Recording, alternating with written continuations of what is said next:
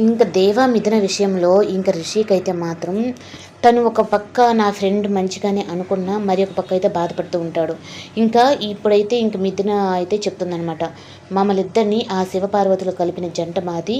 మమ్మల్ని ఇద్దరిని ఇలాగే బతకనివ్వండి. మేమిద్దరం నా భర్తతో నేను వెళ్ళిపోతాను. నా భర్తతోని నేను నా కట్టి కాలేంత వరకు తనతోనే ఉంటాను అని చెప్పనని అంటుంది.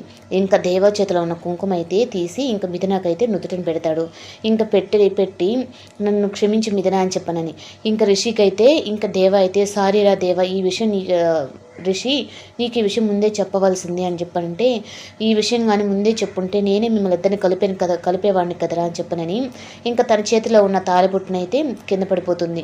ఇంకా మిథున కూడా సారీ రిషి అని చెప్పనంటే, వరే ఇంక రిషి అయితే రే నువ్వు స్కూల్లో కూడా నువ్వే ఫస్ట్, కానీ ఇప్పుడు కూడా ఏంది అంటే పెళ్లి విషయంలో కూడా మిథున విషయంలో కూడా నువ్వే ఫస్ట్ నేనే సెకండు, కానీ మీ ఇద్దరు ఇలాగే ఉండాలి అని చెప్పనని ఇంకా చెప్పేస్తాడు. నాకే ప్రాబ్లం లేదులేరా అని.